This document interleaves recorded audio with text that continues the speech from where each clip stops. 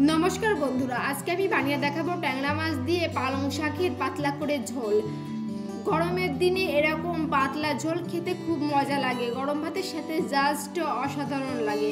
एर जन्य आमि प्रथमे ग्यासेर कड़ाई बसिए दिए तेल दिए दिएछि। तेल गरम हये गेले आमि लबण हलुद माखिए निये माछगुलो एके एके भेजे नेब। देखुन आमि माछगुलो दिए दिচ্ছি, এইভাবে আমি একে একে মাছগুলো দিয়ে ভালো করে মাছগুলো ভেজে নেব।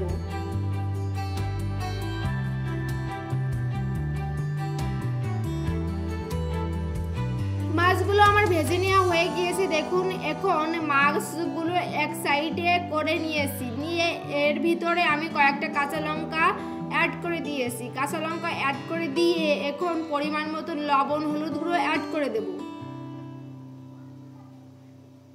দেখুন পরিমাণ মতো লবণ হলুদ গুঁড়ো আমি অ্যাড করে দিয়েছি, দিয়ে ভালো করে একটু নাড়িয়ে চাড়িয়ে নিতে হবে। এইভাবে নাড়িয়ে চাড়িয়ে নিয়ে আমি জল অ্যাড করে দেব।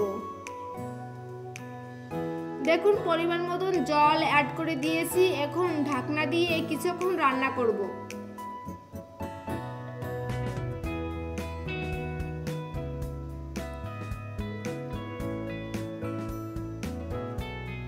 ঢাকনা দিয়ে এইভাবে কিছুক্ষণ রান্না করে নিতে হবে। মাছগুলোই যখন এরকম একটু জাল উঠবে তখন আমি কেটে রাখা পালং শাক অ্যাড করে দেব। দেখুন পালং শাকগুলো আমি অ্যাড করে দিয়েছি, দিয়ে ভালো করে ঢাকনা দিয়ে ঢেকে দেব। ঢাকনা দিয়ে ঢেকে দিয়েছি, এর ফলে পালং শাক কম হয়ে যাবে। দেখুন পালং শাক থেকে কতটা জল বের হয়েছে। এইভাবে আমি রান্না করব কিছুক্ষণ।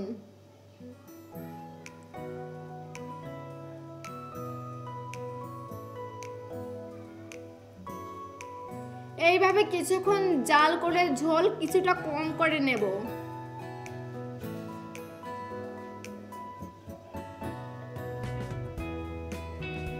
এ পর্যায়ে আমি তরকারি নামিয়ে আবারও কড়াই দিয়ে দেব। দেখুন আমি তরকারি নামিয়ে নিয়েছি, নিয়ে আবারও কড়াই গ্যাসে বসিয়ে দিয়েছি। এখন ফোড়ন দেওয়ার জন্য কিছুটা তেল অ্যাড করে দিয়েছি কড়াইয়ে।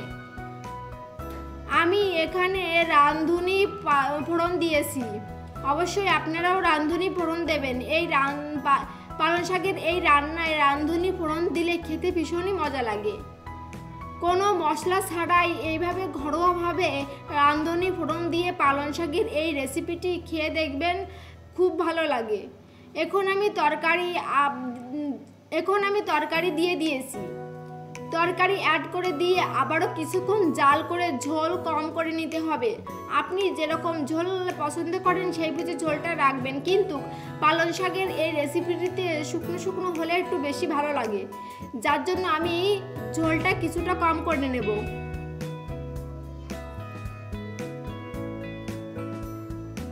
দেখুন আমি জাল করে নিচ্ছি।